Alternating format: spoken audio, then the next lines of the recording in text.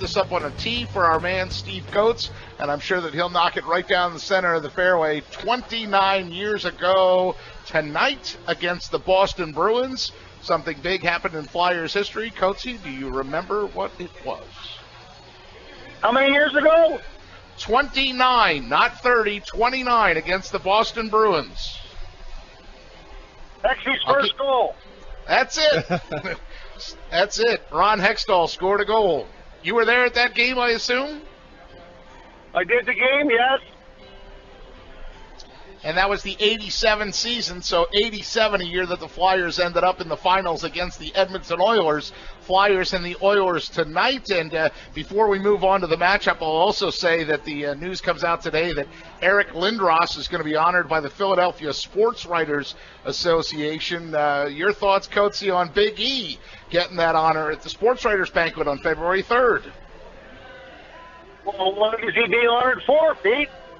He's going to be one of the Living Legends Awards. Living Legend has gone to previous winners like Chuck Bednarik, Tommy McDonald, Pete Rose, Tug McGraw. The Flyers players that have been honored, Bobby Clark, Bernie Parent, and Bill Barber. So Clarkie, Parent, and Barber now going to be joined by Eric Lindros as a living legend, according to the Philadelphia Sports Writers Association.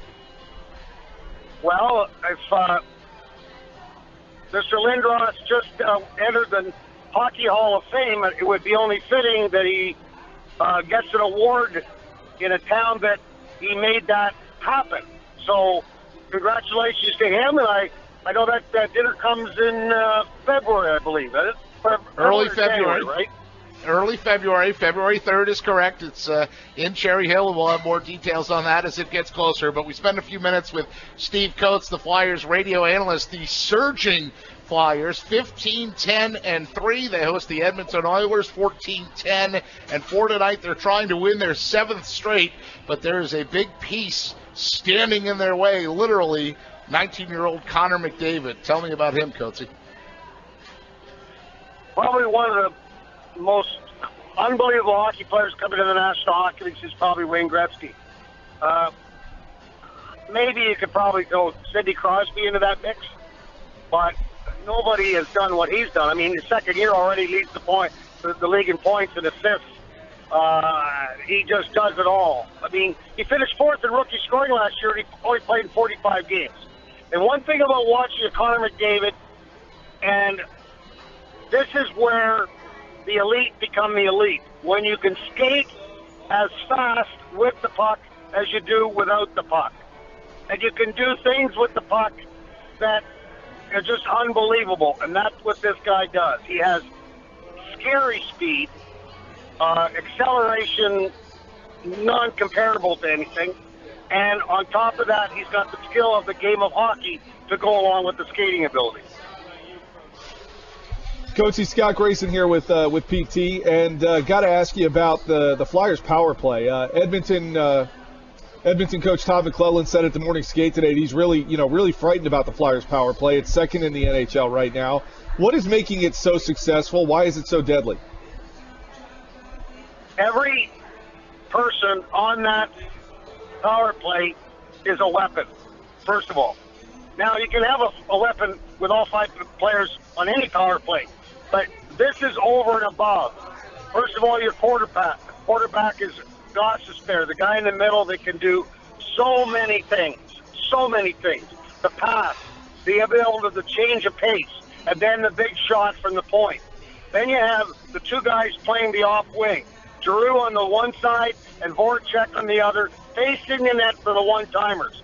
Both of them, that same lethal type of shot that when let go immediately, or the one that Giroux likes to go with that wrist shot, has always been a big success. Braden Shins really learned how to do that what we call the Scott Hartnell position, where you go into the soft spot or the middle of the box and you create another avenue for the puck to go to, which creates havoc for the 4 guys defending. And then probably the last but not the least, probably the most important and has become the most important this year is Wayne Simmons' position to the right of the goalie.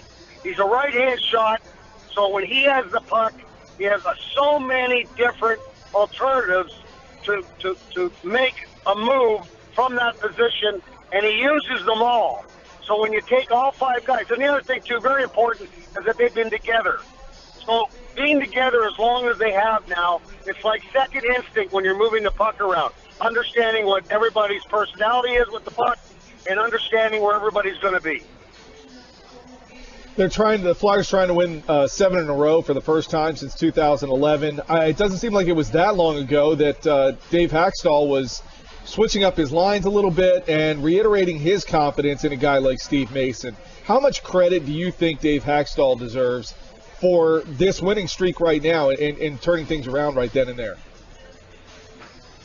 Well, I think that Dave Hextall creates the pulse. He's the one that, dictates what's going to happen on the ice, dictates by using certain people as lineup, understanding when to put somebody in, when not to. And there's a lot of different things he could have done with the goaltender. Understand that we beat the Boston Bruins and the Florida Panthers because of Steve Mason. But, flat out, no way in the world you got shot 50-20 by Boston, 45-25 by the Florida Panthers. Steve Mason. So if that is part of the coach, we're saying, listen, I put that goalie in. Well, it's pretty good when you got a guy like Mason, and it's a good situation, too, to have a backup like Stolarz that understands that he might not get to play. He might be the backup for a long time, and Steve Mason understands he's the guy. But the coach sets the pulse. The players play what that pulse is, and the goaltending has been spectacular.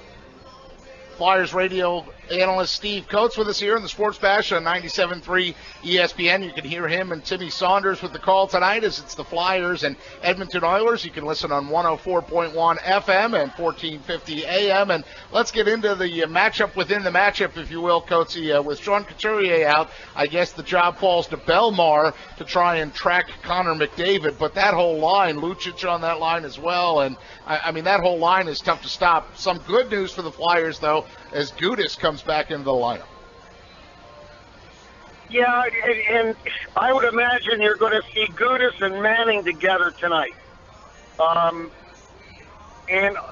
I read somewhere in the paper that they thought that Provorov, along with McDonald, would try to take care of that line. And I don't think so. I think Provorov did a pretty good job the other night. But in this circumstance, this is a big line. You got McDavid in the middle. You got Lucic, who's 6'3" on the left wing, and you got Draisaitl, who is 214 and 6'1" on the right wing. That is a lot of beef. And so you need to have the guys that take the body a little bit more on the defensive core. What happens on the forward position? I would think that Belmar would get a piece of them because you have the last change. But they might want to have Giroux up him because he could probably skate with him as good as anybody. So that's something we'll find out at the coaches' meeting. But I'd be more prone to see Manning and Gudas up against that line just because of the size of the wingers. 8 goals, 20 points from Milan Lucic. Draisaitl, 11 goals, 22 points. And Steve Coates, MVP in our book, as he'll be the analyst on the radio call with Tim Saunders. 15-10-3 Flyers against the Edmonton Oilers tonight. They're 14-10-4. They seem like they're close in record, but it ought to be a heck of a hockey game at the Wells Fargo Center, and you can hear it on our sister station 104.1. Coatesy, enjoy the game. Thank you for your insight, sir. Peter, my pleasure. Hey, real quick, I want to tell everybody, all those budding kids playing hockey, that for under 8 years old, you can go in and get all your equipment for nothing at the skate zone. Because I'm taking my grandkids, 8 and under. You get all the equipment head to toe. Saturday, fantastic, Coatesy. That you're right. Thank you much. Saturday, December 8th, in fact, at 8 o'clock in the morning. Eric Szymborski, the one-day wonder, the Blackhawks one-day wonder who signed that amateur tryout. So there you go. 8 and under. It's the Flyers rookie program. The free head-to-toe equipment, a hockey stick, hockey skates, helmet, jersey, and more, all branded with the official Flyers logo and team color. You can register your kids online at PhiladelphiaFlyers.com/rookie program. Good stuff, Coatesy. Peter, take care.